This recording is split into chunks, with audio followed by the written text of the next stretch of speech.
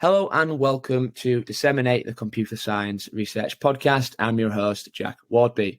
A reminder that if you enjoy the show, please consider supporting us through Buy Me a Coffee. It really helps us to continue making the podcast. It gives me great pleasure today. So I'm joined by Roger Waleffe, who will tell us everything we need to know about MariusGNN, resource-efficient out-of-core training of graph neural networks. Roger is a PhD student at the University of Wisconsin-Madison. Roger, welcome to the show. Hi, yeah, great to be here. Thanks for having me. Cool. Well, let's jump straight in then. So can you maybe tell us a little bit more about yourself and how you became interested in systems and machine learning research?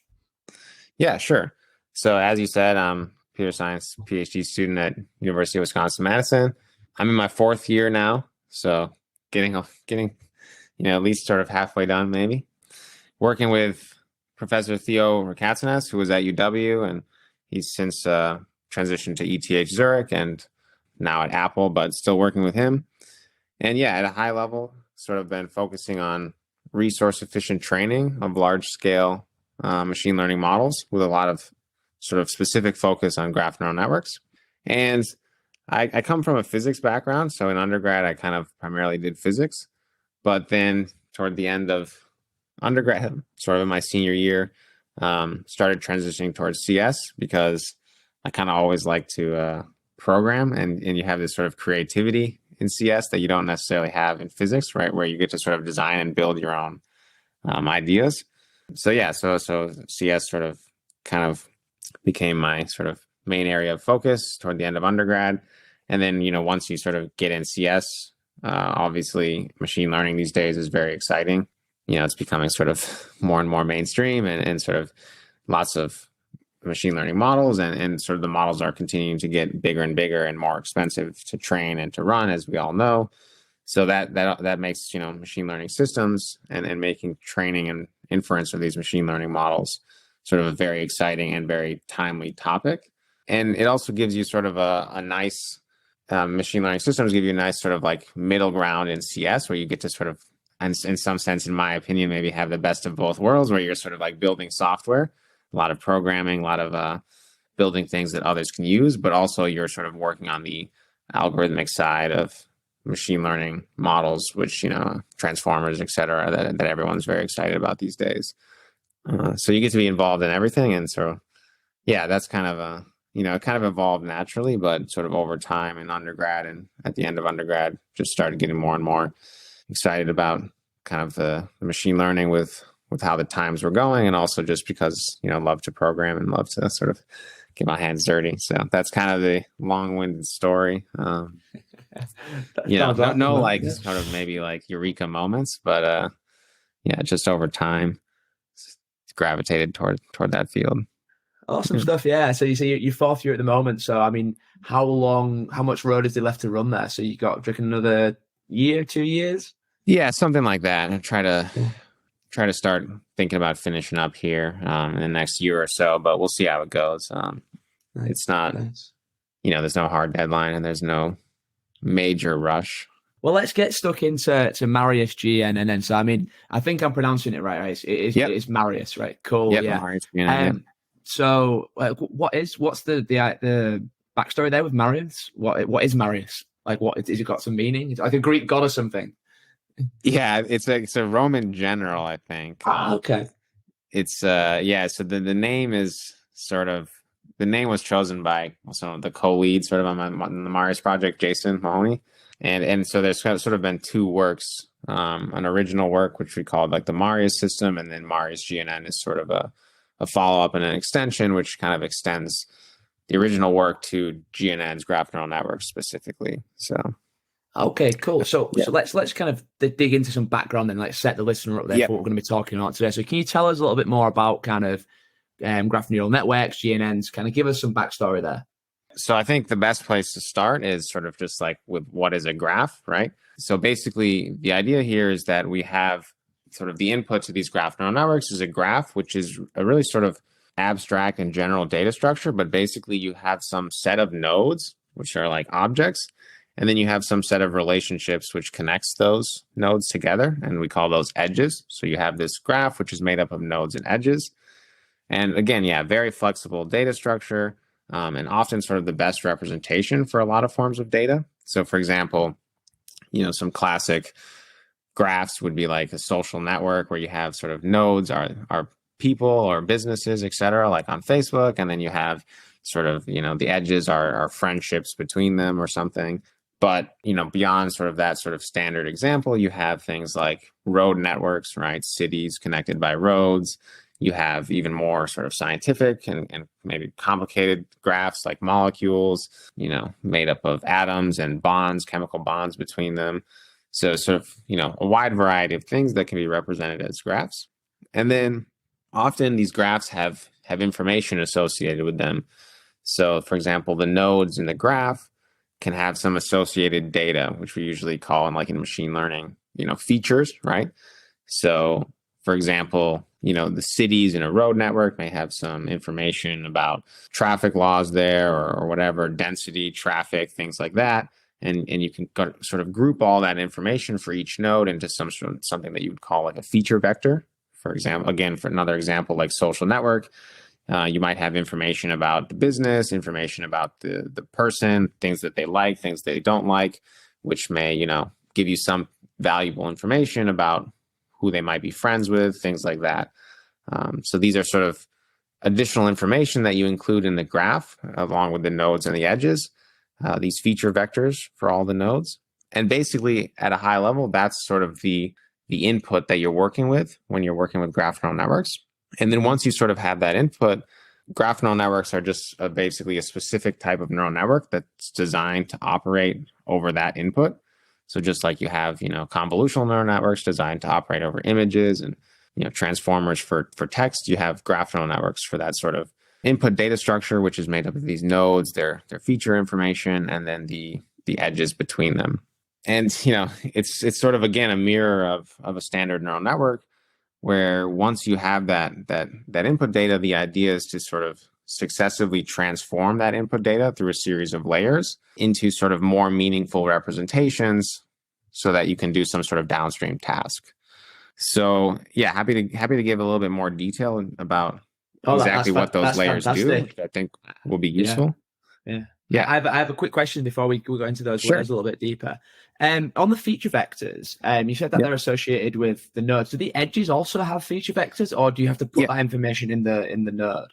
Yeah, you can definitely put feature vectors on the edges as well. That's sort of like GNNs version 2 in some sense, right? Okay, so right. The simplest and kind of the main sort of set of standard benchmarks is just usually node information, but the feature vectors, the edges can have feature vectors as well, for sure. Yeah, so I interrupted you when you was talking about going into modules about the different layers you can have and stuff. Yeah, no problem. No, I think it's good to take a pause after you sort of have the input in mind and the basic idea, because the layers are a little bit more complicated, but basically what the idea is that each GNN layer is going to take the sort of vector representations, these feature vectors for all the nodes, and then the graph structure, which are the edges.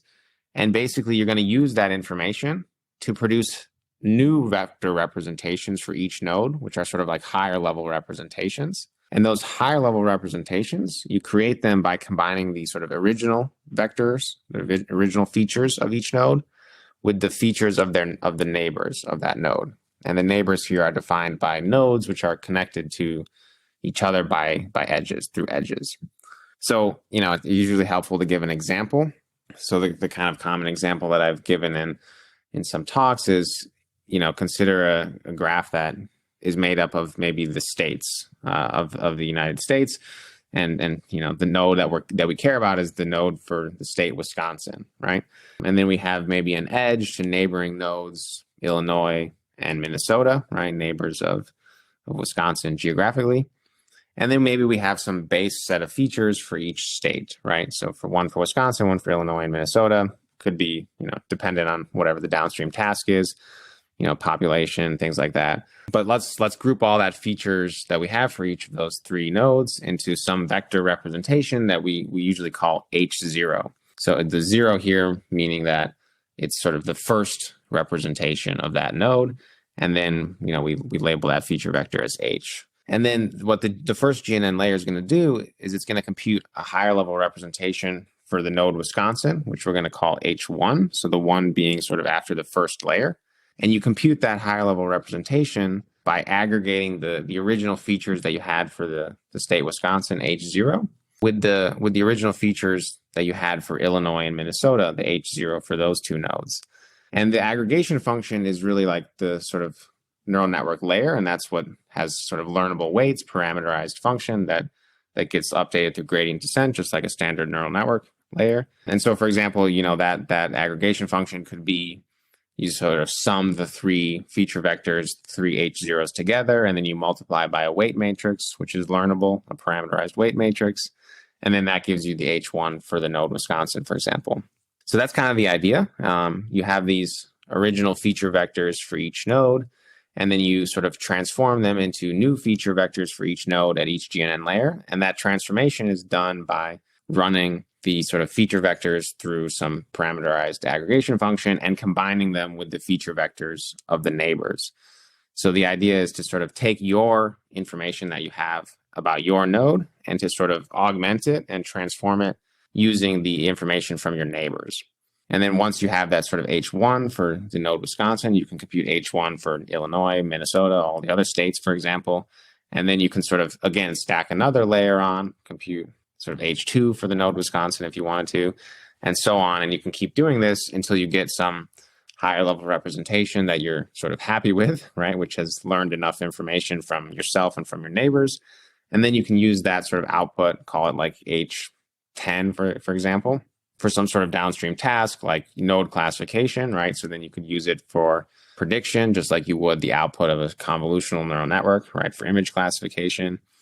You can use the output of all the nodes in the graph, like all the higher level representations for all the nodes, to do some sort of graph classification, just by sort of combining all the nodes in the graph together, the features of all the nodes in the graph together.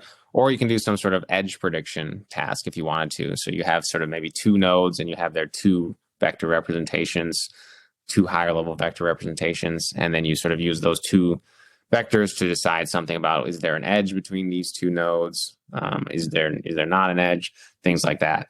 So that's basically the gist of GNNs. And I have a question on the graph classification at the end. So is that basically sort of saying this graph is, I don't know, kind of in the context of your example of the states of the US, like what would I be classifying there basically? Like, okay, so maybe a better one is for that example is some sort of like molecule where you have, you know, sort of a molecule represents a graph, and you want to sort of predict some information about that molecule. Does it interact with this drug? Does it, you know, could it be used as a candidate to, you know, you sort of like drug discovery, those sort of things. That's maybe a better example for graph classification.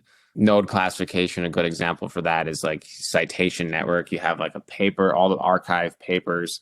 And so each node is a paper, and then they're connected to other papers based on the citations. And you want to sort of do like automated grouping. So these are CS papers, these are machine learning papers, these are physics papers, that sort of thing. Edge prediction, which is also often called link prediction as well. The common example there is you want to sort of discover new edges.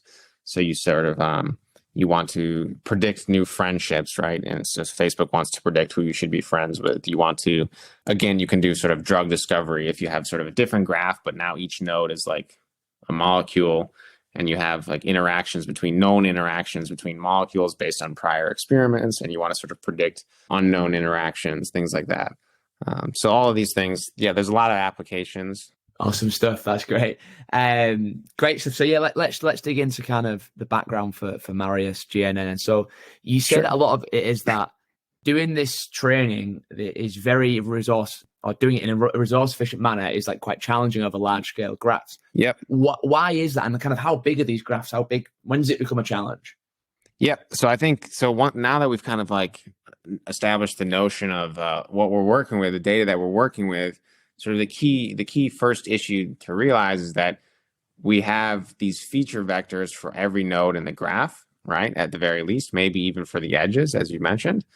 And then that means we sort of have to store them. And then we have to sort of store feature vectors for very large graphs. And that's really where the sort of start of the challenges comes in, right? So for example, large scale graphs these days have billions of edges and nodes. You can take one concrete example, which is the hyperlink graph from the web Common Crawl dump from 2012. So basically, each node in that graph is a web page, and then the hyperlinks between web pages give you the edges. And this is sort of even 11 years old now. But even that hyperlink graph already had billions of nodes, 3 billion nodes to be exact, and then 128 billion edges. And so if you say, okay, well, I have to store some sort of feature vector for each of those 3 billion nodes, if it's a sort of 100-dimensional or 1,000-dimensional vector, then you have sort of, 100 or 1,000 floats times 3 billion, right? So you have large amount of data to store. I think we used 50 or 100 when we were training with it. And we had like 3.5 terabytes of total just data just to store the input, which just means storing basically the node features and the edges. And then once you're sort of working with that kind of data size, then that gives you sort of a host of challenges, of sort of systems challenges and sort of training challenges.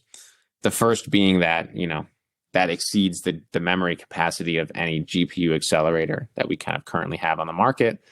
So you can't store the graph in GPU memory. And so you either have to sort of offload to CPU memory, but even CPU memory, getting 3.4 terabytes of CPU memory is that's also a challenge, right? So you potentially even have to go even further where you have to scale out to sort of a distributed CPU memory or sort of a more complex single machine. And then at the same time, though, you can't just sort of abandon the GPUs completely, because you do need to sort of use those things to do the matrix multiplies that are in all the sort of GNN layer transformations. So very quickly, you are sort of forced to have some sort of mixed CPU, maybe even a distributed CPU, GPU training environment, where you have to sort of move data between sort of all hierarchies, all memory hierarchies, and sort of even between machines, between CPU and GPU, et cetera. And that sort of introduces kind of some of the key challenges. Is just sort of how do you go about doing all that sort of data movement and et cetera. So at a high level, that's the sort of main challenge, right? Is that very quickly you get a larger amount of data with these graphs, and that kind of causes you're forced to use these sort of complicated full memory hierarchy architectures, et cetera. Yeah, nice. So kind of given that sort of the lay of the land there, what are the kind of state-of-the-art current solutions out there in the distributed fashion? How are they architected, and kind of what are the problems with them? Basically, they sort of opt for that architecture that I just described, which is basically, you can start in the GPU memory for small graphs, and then you sort of fall back to the CPU memory for larger graphs.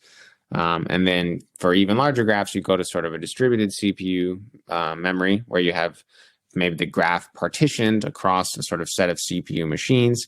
And then you sort of create, mini batches for training in this sort of CPUs, in these distributed CPUs, and you sort of transfer them to the GPUs for the sort of model computation. But we found sort of the existing solutions at the time when we were sort of starting this MariusGNN work, primarily sort of distributed DGL or DGL, we found that they were pretty expensive. And basically there's sort of two main reasons for that. Because the first is that no matter what you do, when you make this sort of decision to just sort of scale out and get a lot of like sort of distributed CPU memory to scale to these large graphs, then you sort of are forced to pay for those resources no matter what, right? So if you think about like on AWS, the sort of standard GPU machines that have like V100 GPUs, they only have maybe at maximum 500 gigabytes of memory. So to scale the hyperlink, you would need already on the order of 10 of those machines to get into the sort of 3 or 4 terabyte range. And each of those is already, $24 an hour. So you're very quickly paying many hundreds of dollars per hour. And then the second issue is that you sort of have low GPU utilization as sort of by default in these sort of complex architectures, because you have this sort of distributed CPU memory, and then you have to sort of create mini batches across these multiple machines, which may require communication between the machines, and then you have to transfer those mini batches to the GPU, et cetera. So we found that these systems, not just DGL, but PyTorch Geometric and some of the other popular ones, they have low GPU utilization and maybe, 30, 40%.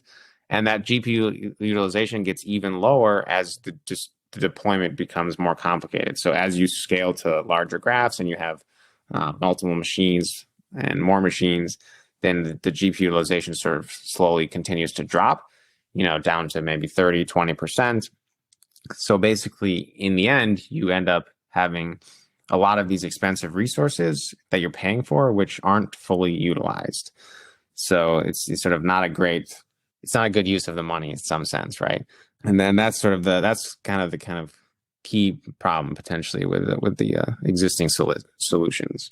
Nice. Yeah. I mean, at $24 an hour, I know why Jeff Bezos is so rich, right? I mean, yeah. That's just crazy. Yeah. There's some like Lambda AI is trying to come along with some of these cheaper cloud-based VMs. But yeah, generally those costs add up quickly for sure. Yeah. That's definitely something you won't want to leave running longer than you had to as well. But exactly. You want to minimize the time that you have to run those things. So I guess kind of with all these problems in mind, you revisited this question of when do we need distributed training for GNNs? So I guess what's the answer? So the idea behind MariusGNN is to sort of first, minimize the costs by optimizing as much as you can on a single machine.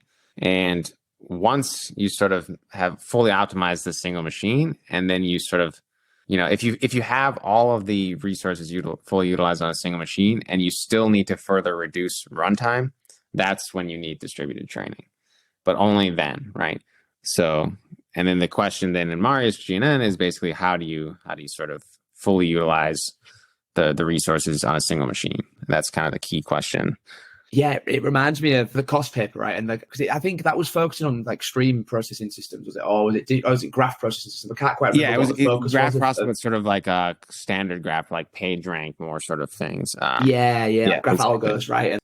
And, cool. So let's talk about MariusGNN. So tell us, how does it work? So maybe we can kick things off with the system architecture, and then we can talk into some of its sort of its key features. Yeah.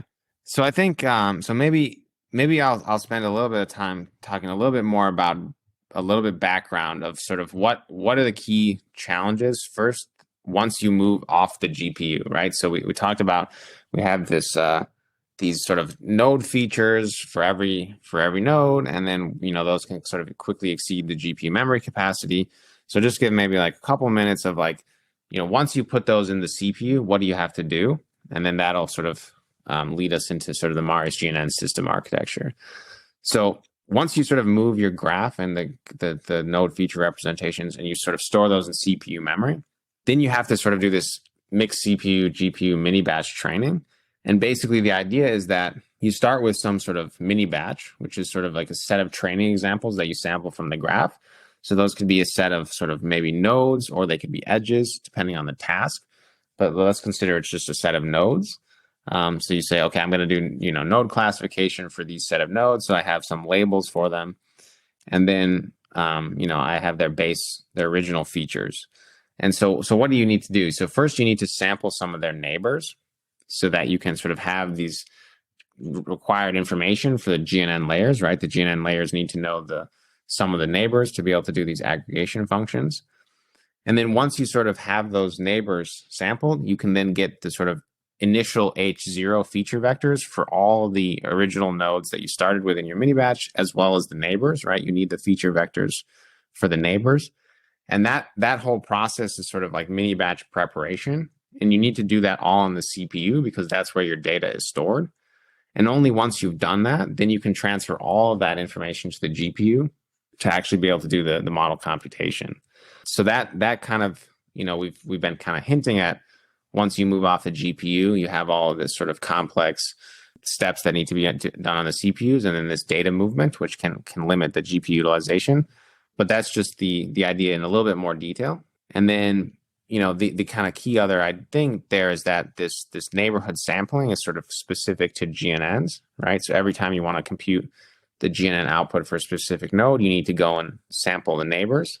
So that's sort of a new thing in GNNs compared to maybe like image classification, for example. And it's important to note that this it's often for these large graphs required to actually sample the neighbors. In other words, not use all the neighbors of a specific node, because for really large graphs, one node, think about like the Twitter graph with like, it's like users and then their followers. Some graphs like, Obama or whatever, Elon Musk, right? They're going to have like millions and millions of followers. So you can't use all of their neighbors, because then just their neighbors alone are like too big for the GPU memory, right? So this is sort of the difficulty in a little bit more detail about, once you move off the GPU, is you have this data movement issue that you have to sort of, create these things off device and then transfer these mini batches. And then creating these mini batches themselves is not necessarily trivial because of this neighborhood sampling step, where for all the nodes in the mini batch, you have to like sort of look up their neighbors, maybe do some random sampling process, etc. So with that in mind, the sort of key ideas in MariusGNN are to sort of first make that mixed CPU GPU mini batch training as efficient as possible, right? We want to sort of maximize the GPU utilization. We want to get 100% GPU utilization, which means the GPU is always sort of busy computing the forward pass and the backward pass of the GNN, which means we need to figure out how to make the overhead of this data movement and this mini batch preparation on the CPU. We need to minimize that as much as possible. And then the second key idea is that once we have a even larger graph, right, which sort of exceeds the memory capacity of the CPU, then we don't want to go to multiple CPUs, or distributed CPU memory, because then we're going to need to sort of coordinate mini batch preparation and data movement between CPUs themselves before having to transfer to the GPU. So instead, we're going to take a different approach, which is we're going to store the sort of even larger graph that exceeds the CPU memory capacity. We're going to store that on disk, and therefore we don't have to actually pay for any more CPU resources to scale beyond the graphs that fit in CPU memory. So those are sort of the key ideas. And then those kind of give you naturally the system architecture in MariusGNN, which is basically sort of a full memory hierarchy and out of core pipelined training architecture, which means that we sort of use disk, we use CPU memory, and we use the GPU memory and the GPU, sort of 3 layers of the hierarchy. And there's sort of 2 pipelines. So there's sort of the first piece, which is the storage layer, which is basically responsible for transferring data from disk to CPU memory and sort of pipelining and overlapping data movement there. And then there's sort of the CPU to GPU memory piece of the architecture, which is responsible for creating mini batches in the CPU and then transferring them to the GPU and sort of optimizing that piece of the architecture, pipelining that, making sure the mini batch preparation is fast, making sure the data movement is pipelined, et cetera, so that you can sort of maximize your GPU utilization. And then, we usually kind of call that piece the processing layer, which is, responsible for the sort of mixed CPU, GPU mini batch training. And basically the idea for each of these pieces is that you sort of break the architecture into sort of a set of stages. So for example, if we think about the CPU to GPU stage, the processing layer, in order to sort of, one piece of the puzzle for maximizing GPU utilization is to sort of pipeline all of these pieces of the processing layer so that you can sort of overlap all of the steps and sort of overlap data movement and mini batch preparation with the mini batch computation on the GPU. So you basically separate all of these sort of higher level pieces of the system architecture, the storage layer and the processing layer. You separate their individual components into stages, pipeline stages, and then you connect them by queues. And you give each sort of stage its own set of workers. So for example, for the processing layer, you might have a set of CPU workers, which is responsible for creating mini batches on the CPU. You might have another set of workers, which is responsible for transferring mini batches from the CPU to the GPU. And then you might have another set of workers, which is actually the GPU worker doing the computation themselves. And then each sort of set of workers can in parallel, create a mini batch, while another one is in parallel transferring the previous mini batch to the GPU.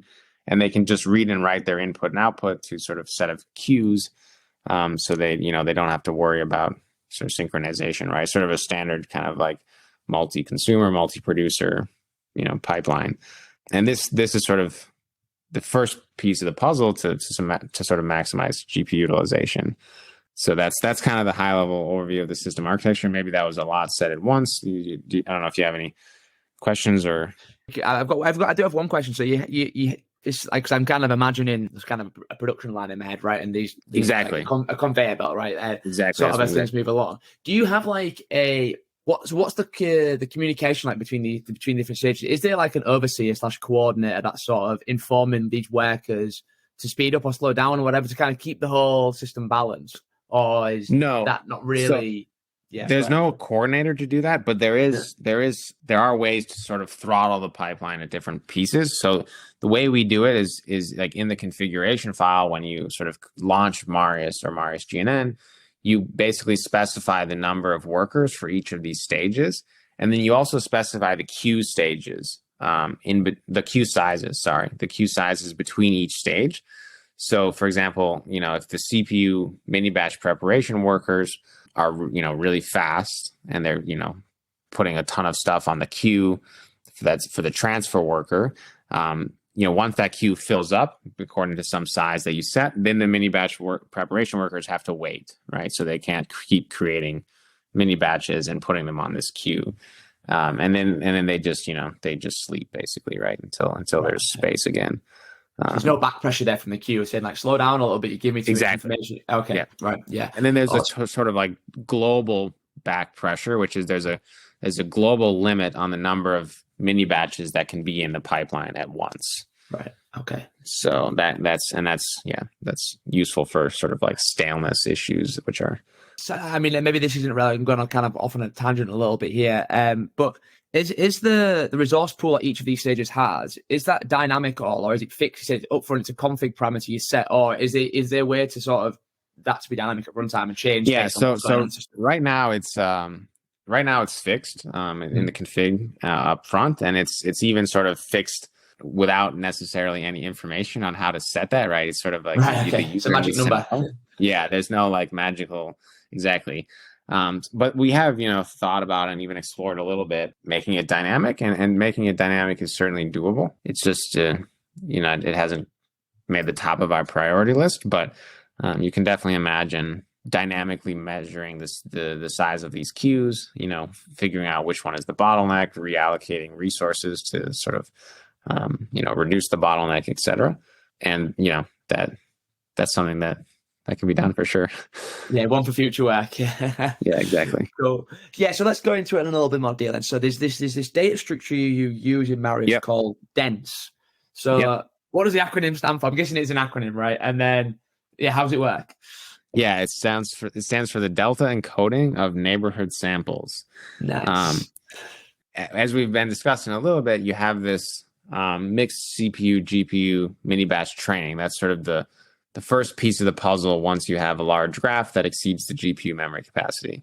And when we've sort of said a little bit, you store the graph, the nodes, their feature vectors in CPU memory, and then you sort of sample mini batches, which basically think of that again just as a set of nodes. For each node, then you need to sample their neighbors. You're still on the CPU, right? Because you need to sample the neighbors on the CPU first, so that you can get their feature vectors from the CPU before you transfer to the GPU. And so basically this dense data structure comes in that piece of the puzzle, in this mini batch preparation processing, mini batch preparation. And the reason it's sort of needed is that neighborhood sampling step is very slow relative to the other steps in the pipeline. So for example, if you look at like PyTorch geometric for a 3 or 4 layer network, it'll take 1200 milliseconds or something to sample the neighbors, and it only takes 100 milliseconds maybe to do the computation on the GPU. So even if you have this pipeline where you're sort of allocating more workers to do the mini batch processing and the neighborhood sampling, you still have this sort of large differential to where even with a lot of workers running in parallel, it's going to be hard to saturate the GPU, because the GPU is by far not the bottleneck. The CPU preparation and even the data transfer is much slower than the GPU computation. So in order to sort of saturate the GPU, it's more than just pipelining, and you really need to bring down the neighborhood sampling time as much as possible. And why is this neighborhood sampling sort of so slow? Well, fundamentally, these GNNs are up against like a sort of exponential scaling issue. So if you have a multi-layered GNN, you need to actually sample a multi-hop neighborhood, which grows exponentially in size. So what do I mean by that? So for example, if we have a 2-layered GNN, that means we want to compute H2 for some node, right? Let's say node A. Then we start with node A in our mini batch, and we want to compute like the output of a 2-layered GNN for that node to do like node classification, let's say.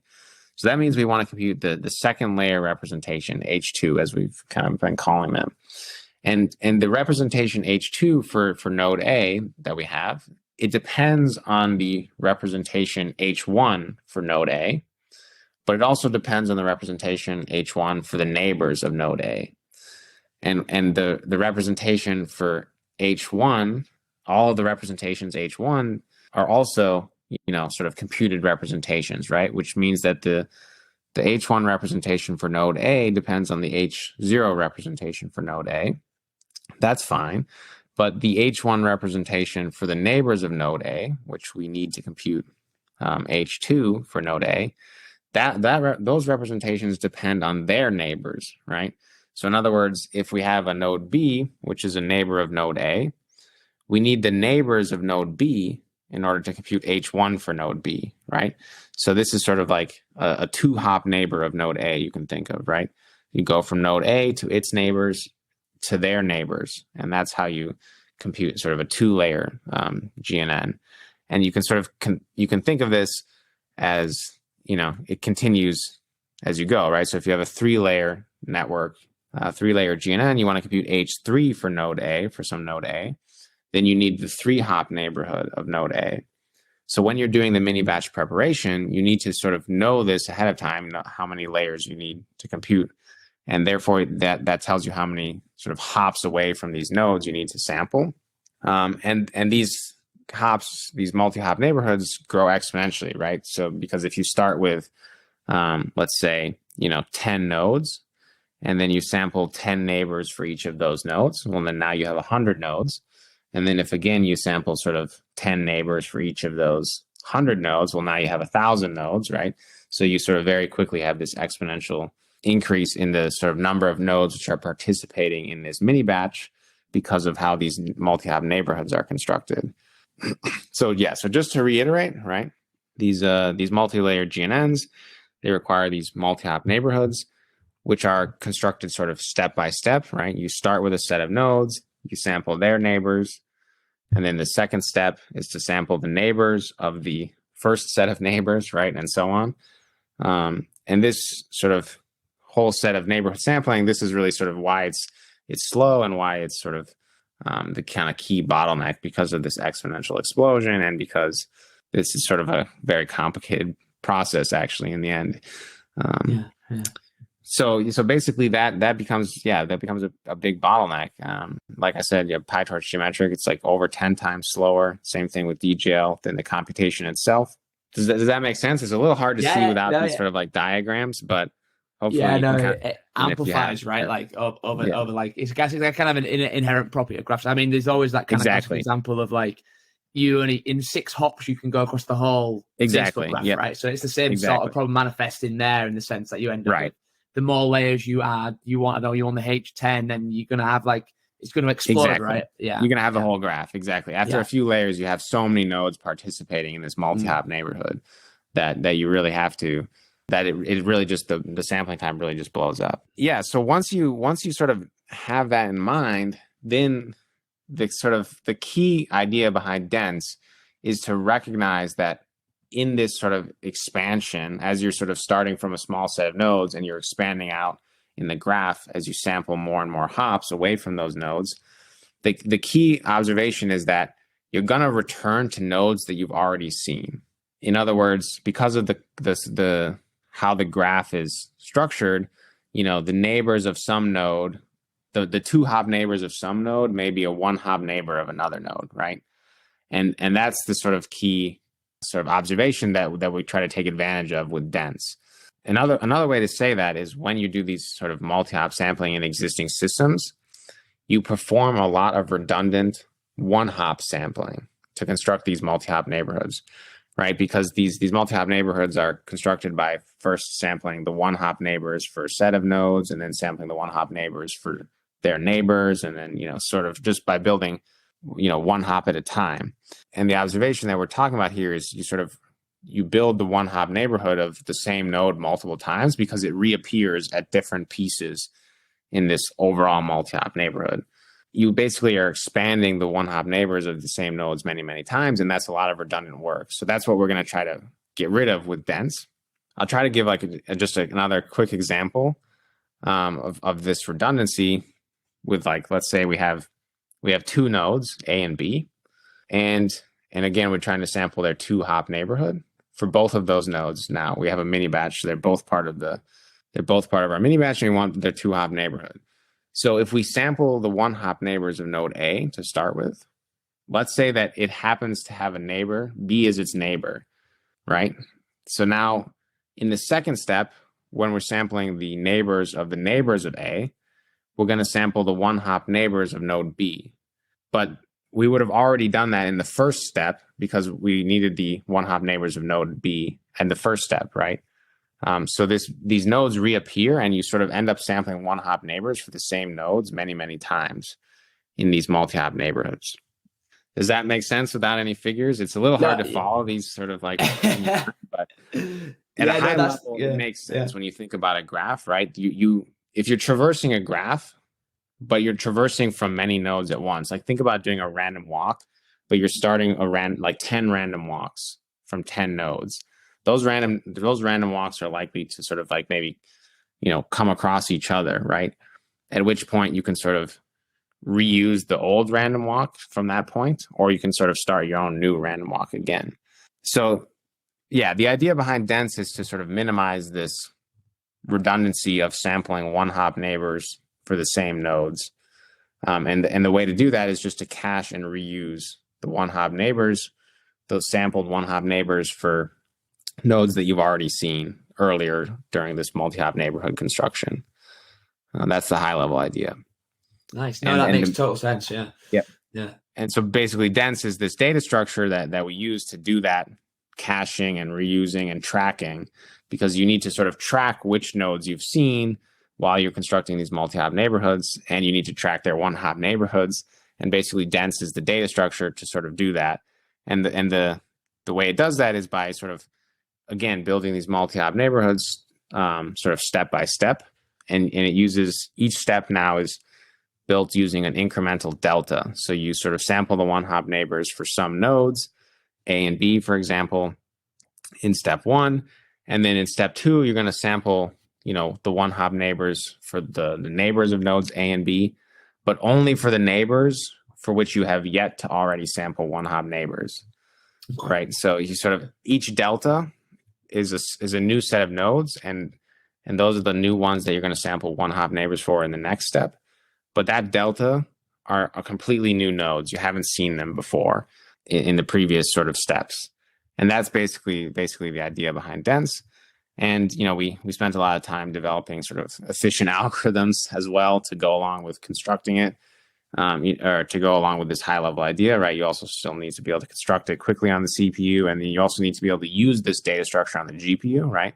Once you have dense, you still need to be able to read it and find out the multi-hop neighborhoods on the GPU, because you need that for the computation. And so we have some sort of parallel algorithms on the CPU to construct dense, and it's sort of nice for GPU kernels as well. Yeah. And yeah, it worked really quite well in the end. It allowed us to sort of sample, up to 15 times faster for 3 and 4 layer GNNs. And it also allowed us to even do the computation faster, because it sort of gave us this compressed format of these multi-hop neighborhoods, and was very amenable to, sort of optimized GPU kernels. And the scaling, it works really well it works even better as the number of layers increase, which makes sense, right? The more layers you have, the more redundancy you have in these multi-hop neighborhoods. As you said, once you get to sort of 5, 6 layers, you have almost the whole graph.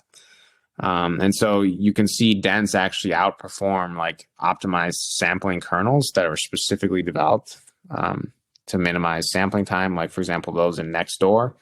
And dense starts outperforming them after 3-4 layers, just it scales so much better with respect to the number of GNN layers.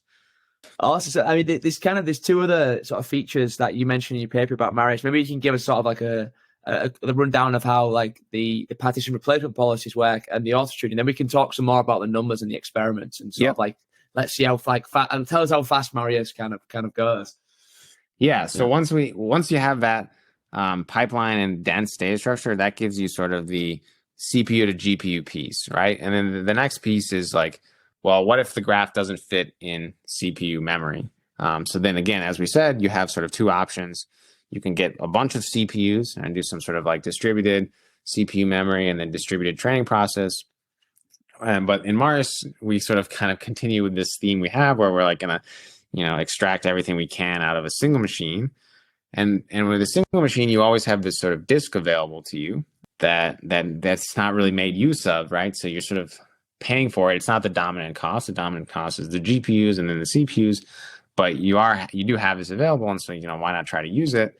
And basically, the high level idea behind disk-based training is that you're going to sort of now you're going to store your sort of graph and the base node feature vectors on disk. But unfortunately, it's not as simple as just sort of having a pipeline where you do mini batch preparation on disk and then move that mini batch to the CPU and then move the mini batch to the GPU, because first of all, you can't really do mini batch preparation on the disk, right? It's not a processing unit. And then also because of the fact that mini batch preparation requires an enormous amount of random access, right? So you're sort of randomly sampling the training examples in the mini batch, and then you do all this neighborhood sampling, which is all random. And the disk just doesn't have the ability to do random access at that granularity. So what you have to do to use disk is you have to do this. You have to move data between disk and CPU memory using these larger sequential reads and writes. So the way we do that is we store the sort of the nodes and the edges of the graph on disk and the base feature vectors for each node. But we partition them. We partition the nodes and their feature vectors into these sequential blocks. And we also group the edges according to those partitions. And then once you have that data layout on disk, you can then load subsets of the graph into CPU memory by sequentially reading these blocks. So you read sequentially read a subset of those partitions and their corresponding edges, and you bring that into memory. And that's a much more efficient way to sort of transfer data between disk and CPU memory. And then once you have the sort of subgraph in CPU memory, then you can do the same sort of mixed CPU GPU training on that in-memory subgraph that we've been talking about, using dense, using the pipeline, etc. And you can do random access to sample your training examples and your multi-hop neighborhoods all from that subgraph, which is in memory. And so once you have that sort of setup, then the question is, what do you do when not all partitions fit in CPU memory at once? And that's where you get into this notion of having to sort of load some subset of the partitions in CPU memory, train on the training examples in that subset, and then you have to swap some partition back out to disk and bring a new partition in. And so you get this partition swapping such that over a sequence of swaps, eventually you bring in the whole graph from disk into CPU memory by swapping partitions in and out. And that leads to the notion of having then some partition replacement policy, which decides what partitions you're going to have in memory and when you're going to have those partitions in memory. And then you sort of, the first thing you come to when you think about, okay, how do I design this partition replacement policy, is that it should sort of minimize the number of swaps and therefore correspondingly minimize the disk IO and the training time. And so, we developed a policy that does that minimizes the number of swaps. It's called beta. That was sort of part of the original Marius work. But what we found in MariusGNN when we tried to use that policy for more complicated GNN models is that it leads to lower accuracy compared to training when you just have the full graph in memory. So this setup of moving these partitions between disk and CPU memory actually leads to sort of an accuracy drop compared to just buying a bigger machine with a bigger CPU memory, basically. And And that's where things get really kind of interesting with all the disk-based stuff in MariusGNN, is to sort of understand why that is the case, and then how you can sort of improve that. And basically, at a high level, why does that occur? Well, it occurs because you're focusing heavily on the in-memory subgraph to generate your training examples and their neighborhoods. So you're only doing random access to this subgraph instead of the full graph. And that leads to sort of a biased training process. So the idea, the sort of analogy here is to imagine that you have all of your images on disk, and then you just load in the images of like the cats into CPU memory. You train on those randomly. Then you swap those out. You load in the images of dogs. You train on those randomly. You swap those, so on and so forth, instead of just putting all the images from all the classes in memory together and randomly sampling from all of them. So that's sort of the lack of randomness that you get by default almost because of this only random access to the CPU memory. And then you sort of do all of the training on the data you have in CPU memory. You swap some out, you bring some new in, you focus on that for a little bit, then you do another swap, etc. So you get into this predicament, which is that when you use disk, in order to have high throughput, etc., you need to sort of do these sequential reads and writes and do these larger swaps, not randomly access disk. But then at the same time, in order to get high accuracy, you need to randomly access the whole graph. So it's actually it's like a conflict that you can't really necessarily solve, because there's sort of two fundamentally different, requirements for high accuracy and then also for high throughput. But in MariusGNN, we try to make a more flexible disk-based policy that allows us to sort of get, the best of both worlds in some sense. Cool. Yeah. So should we talk numbers and experiments? Yeah, sure. So yeah, tell us about how you went, evaluating MariusGNN and what you compared it against and what your findings were. Yeah. So at the time we ran these experiments, sort of DGL, Deep Graph Library, and PyTorch Geometric were kind of the two most popular systems. So we just compared basically the main experiments were end-to-end training in MariusGNN directly with those two systems. And we focused on node classification and link prediction tasks using sort of the largest graphs available, which are sort of the open graph benchmark graphs. And you have about 100 million nodes and maybe a few 100 million to a billion edges. And we focused just kind of on common models like GraphSage, the GraphSage GNN, and Graph Attention Network as well. And basically the setup we used the AWS GPU machines. And for baselines, basically, since they require the graph to be in CPU memory, we chose the smallest machine, which had enough CPU memory to actually store the graph. But that smallest machine, may have been a few hundred gigabytes of CPU memory, and potentially came with multiple GPUs. So we allowed the baselines to use those multiple GPUs if they required a sufficiently large machine that had multiple GPUs. And for MariusGNN, what we did is we ran two versions. So we ran one version which was on that same machine as what the baselines required to store the graph in CPU memory. And so then we also just used sort of CPU and GPU training, but we only used a single GPU for MariusGNN. And then we also ran a second version of MariusGNN, which was the disk-based training version, where we used the smallest GPU machine on AWS, which didn't have enough CPU memory to store any of these graphs, but that's okay for the disk-based MariusGNN because we stored it on disk, and then we used the CPU as sort of that partition cache with the partition replacement policy. That's sort of the experiment setup. And then the results, what we found basically is that when MariusGNN is on the same machine as each of the baselines, and they're all sort of doing CPU, GPU training, Marius was maybe 3 to 4 times faster than the baselines, even though it was only using a single GPU, and the baselines were often using maybe 4 or even 8 GPUs. And that's because of the sort of reduced sampling time with dense, and then the pipelining. So we were able to sort of get very high GPU utilization.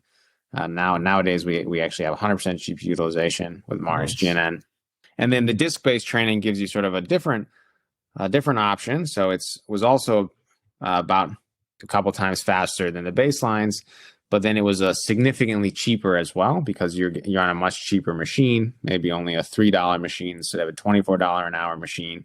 So we were able to reduce the training cost, between 1 and 2 orders of magnitude, up to 64 times, if I remember correctly. And this was pretty consistent across both node classification and link prediction that we saw these sort of numbers. I mean, then some great numbers. Great. Are there any areas where it's like where MariusGNN is like kind of suboptimal, and kind of what are the limitations of it at the moment? There is this. We didn't talk about it like super detailed, but there is still this, even with the sort of new partition replacement policies that we have and the sort of new techniques in MariusGNN to help disk-based accuracy, there is still the potential that disk-based training gets you a little bit lower accuracy than if you were to train with the full graph in memory. Of course, if that's an issue for you, then MariusGNN has the option to do CPU, GPU training, but you'll have to pay for enough CPU memory to do that. And one problem that Marius does have is if you do pay for a large CPU machine to do CPU, GPU training, then you may get a lot of GPUs. And at the time, MariusGNN only had a single GPU support. So we've since worked on that and sort of gotten multi-GPU support. But that's sort of relatively recent, and it's not even sort of available quite yet on GitHub. But that's coming. And then there are some other limitations. One limitation compared to DGL and PyG is sort of like development support, documentation, ease of use in some sense. Like Marius is written in C++, and we've been working on Python bindings, but they're not fully sort of supported yet. So it definitely can be a little bit harder to work with in those systems, especially if you need to sort of write some custom models or code or whatever. But we're trying to sort of work on the engineering and the usability aspect as well. And then the last piece is like it doesn't quite have a distributed, like a multi-CPU machine yet, implementation as well. But that's another thing we have sort of on our list as well to do. Yeah, you preempted my next question now, because where do you go next with MariusGNN and sort of the overall project? But I guess kind of focus on the usability, working on multi-CPU, those things, kind of what's on the roadmap for the next sort of, I don't know, 6 to 6 months? The next like sort of main research piece is like a distributed version. So how can you maintain 100% GPU utilization when you have many GPUs and many machines? That's sort of the next research piece. And then, there's a lot of engineering work that can always be done to sort of, make the for everything from the installation to the, to the ease of writing your own models to sort of pre-processing, post-processing, all the sort of things that people want when they want to actually use it for an application.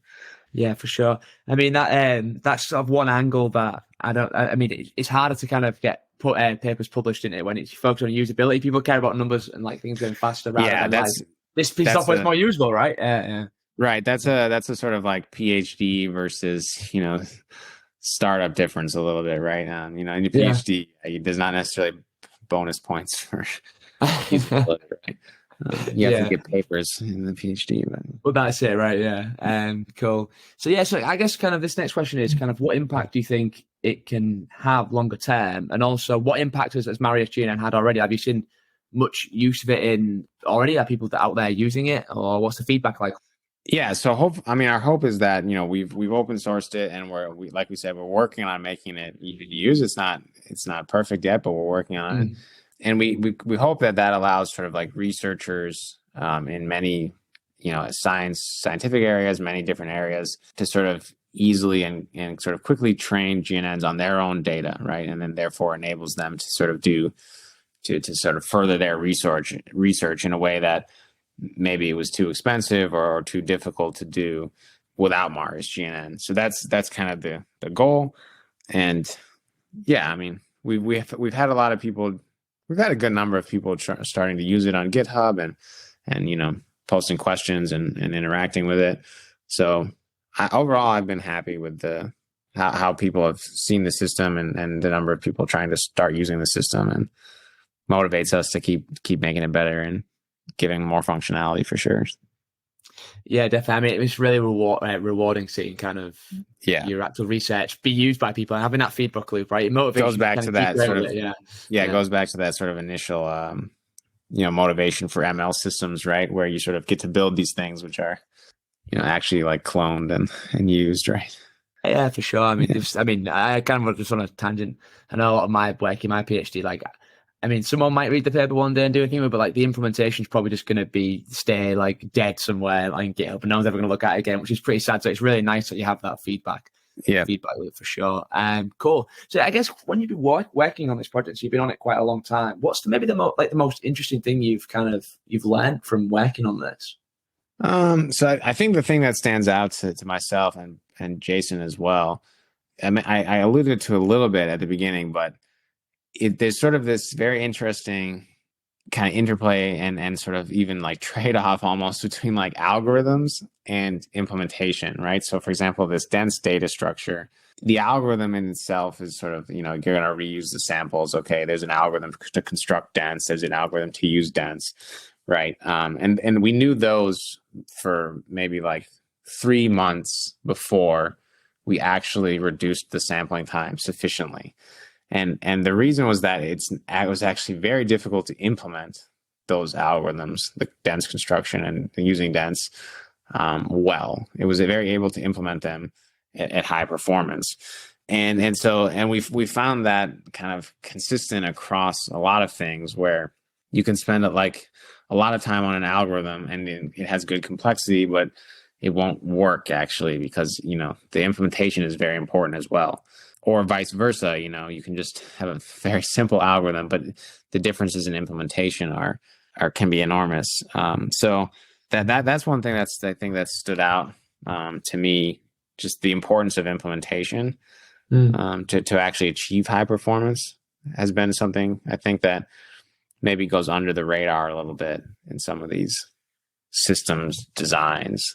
So even like, in the paper, a lot. This is, it's not in the paper, right? Because it's not really new in the sense of like, but the implementation was very important in the end. That's something I think I found pretty interesting.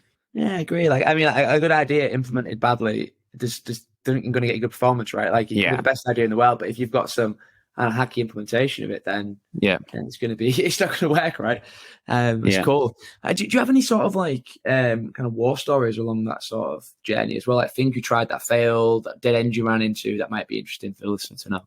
I do have one war story where we when we were originally implementing these sort of new disk-based policies, we were getting really bad accuracy and we were very confused. And we were for months, like maybe like 3 months. And in the end, what the issue was is that we were using like p-read and p-write function calls, right, in C++. And those have a limited block size, right? So in other words, you can only read like 2 gigabytes or write 2 gigabytes. And anything other than that, you basically just get like junk, like random bytes, right? And that, we just missed it in the sort of like docs, right? But that led to, you get these silent failures in ML where it's not like actual, compile error or runtime error, right? But the error just shows up in poor accuracy. So you don't know where along, there's no actual like, there's no error you can look at. You get poor accuracy. That's the only feedback you get. And you have to sort of like figure out where that's coming from. And this was one of those which took a long, long time, like, months. Oh, wow. Yes. And we weren't even really, we didn't even really know it was a bug, right? We were like, man, maybe disk-based training doesn't work, So, but it turns out that you can only read and write 2 gigabytes at a time, or like whatever the max int 32 is. Oh, crazy. You'll never forget that now. That'll be ingrained in your brain forever. Well, now I say P-read and P-write wrappers. P-read wrapper with as much as you want, and it'll break it up into 2 gig chunks. Nice. It's cool. That was rough. Yeah. That's tough one. Yeah, it's interesting. I never, obviously, not that sort of, that much experience sort of like kind of in the ML world. So like that silent failure there of like, you just get bad accuracy. It's like, damn, like how do you then go back and figure out where in the whole pipeline that this is coming from? Or like you say, it's just a bad approach. So like, how do you exactly signal there, right? So this one we almost were ready to give up on the disk-based training, really, because it was so long and I looked at so many things and yeah, so eventually I got it, which was, I mean, I kind of thought that it was always should have been better. Like I was pretty surprised Yeah. because it worked for the simple models in the original Marius. You see, it didn't work for the GNNs, but we had also rewritten a lot of code, and anyway, it wasn't. That was the worst for sure. I bet you slept so well the night after you found it. Be like, That was yeah, lovely. Yeah. just yeah. Oh, cool. Yeah, I guess that kind of is your main sort of like work all around Marius. Or do you have any other research kind of going on at the moment as well? Yeah, so I think back to the very beginning. In general, I'm just trying to make training more efficient, and there's a lot of options you have to do that. Right, you can focus on the system, you can focus on the model, you can focus on the data. I've done a little bit in sort of each of those pieces, focusing on the systems with like MariusGNN. We have some new systems we're working on. I've done a little bit in terms of just making the models more efficient in the sense of compressing the model during training. I did a little bit of work on that using the sort of activations, the fact that the activations are low rank. And then more recently done a little bit on sort of trying to compress the data. A lot of people have been working on like data pruning these days. How can you train to the same accuracy using sort of a subset instead of the full data set? So looked into that recently. But yeah, at a high level, how can we make training more efficient? Nice. I guess the holy grail is sorry, guys. Yeah, how can we make it to like humans, right? Where you just see one or two examples and then you know what a dog is. Yeah. I guess the holy grail sort of system as well kind of factors in all these different areas. Like it combines stuff to do with the model, to do with the data, to do with infrastructure, whatever. It brings all those things together in sort of like what would be the most advanced system that would bring all these things together at the moment? What is the sort of state of the art, or is it most things just focus on one specific thing? So, I mean, I think that was kind of, I mean, maybe in the news you've seen like Mosaic, right? Their recent sale. Yeah. Their original sort of maybe idea, right, which was to just focus on giving you a platform to sort of efficiently train on your own data. And that platform had lots of tricks and efficient training and efficient implementations sort of internally. And they've transitioned to sort of LLMs a little bit, but still giving you the ability to sort of train on your own data cheaply and efficiently. So the Holy Grail is kind of maybe similar to that, where you have some system which just takes in user data and somehow it analyzes it and sort of efficiently decides first what data it needs from that full data that the user provided, what's the most important data, then it sort of efficiently and automatically decides what's the efficient model, most efficient model that I need to train on this data to achieve, whatever the user wants to achieve. And then you've sort of selected high quality data and a high quality efficient model. And then you have some sort of actual systems implementation that goes and actually runs it well in some distributed training cluster or on a single machine or whatever, right? But those are difficult questions to sort of automatically decide what's important data, what model will achieve good accuracy for low cost, et cetera, right? We'll get that one there. Yeah, we probably will. I mean, that's kind of it's not so far from what some of these new companies have been trying to do, like even like Mosaic. They had that like software suite that kind of like picked a set of model optimizations to use to sort of I can't remember what it's called, but cool. So yeah, my next question, Roger, is my favorite question of all, and it's about the creative process. And I love seeing how people's answers to this question diverge. So the question is like, how do you approach generating ideas, and then how do you determine which ones to select? Like, what's your creative process? Yeah, so for me, it's all about like really simple examples that you can really analyze really well. So I like to like make little prototypes in Python, and then that's kind of like, then you have the fork in the road where it's like, okay, I did this little prototype, very simple. And then you sort of, is it going to work at scale? Is it worth sort of pursuing for longer effort? So like I was recently working on a problem, which was like a little bit like can we do basically an alternative to back propagation? And so, can I implement this for 1 or 2 layers in Python, no biases, just weights, just super simple dense layers. Like each layer is y equals matrix times vector, w times x. And then you can very quickly dive very deep into that process, So can you beat back propagation for this 2-layer simple network? And you can try very many things. You can get very into the weeds, but then you also sort of don't spend too much time, right? It might be 100 lines of Python because it's a very simple prototype. And that allows you to, say, no, we can't very easily beat back propagation without having to go, into like transformers and C++ and all these complicated things.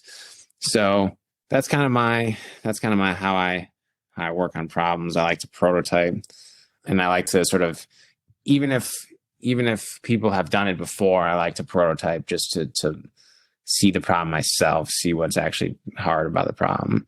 But there are a lot of other things that are involved, right? For how do you decide what problems to prototype, what problems to think about? That's a little bit kind of random in some sense, maybe, but you get that from papers, from talking to Theo, my advisor, and talking with other people and stuff. And that's a great answer. I've never had that answer before. So it's so great because everyone's answers are always so different. So like, that idea of like prototyping stuff and working and feeling things out that, and kind of getting an intuition for it and understanding the problem that way.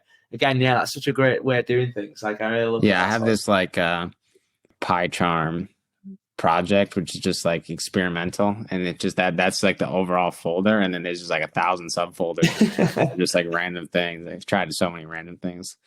Oh, that's fantastic. Great. Anyway, so it's time for the last question now, Roger. So it's like, what's the one thing you want the listener to take away from this podcast today?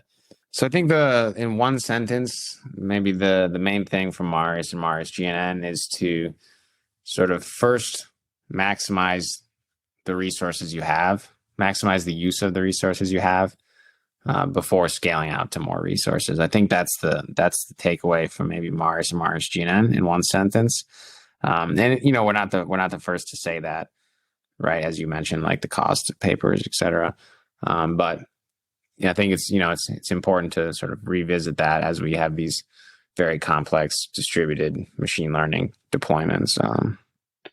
Fantastic. Let's end it there then. It's been a brilliant talking to you, Roger. If there's interested to know more about Roger's work, we'll put links to everything in the show notes so you can go find it. And again, if you enjoy the show, please do consider supporting us through Buy Me a Coffee.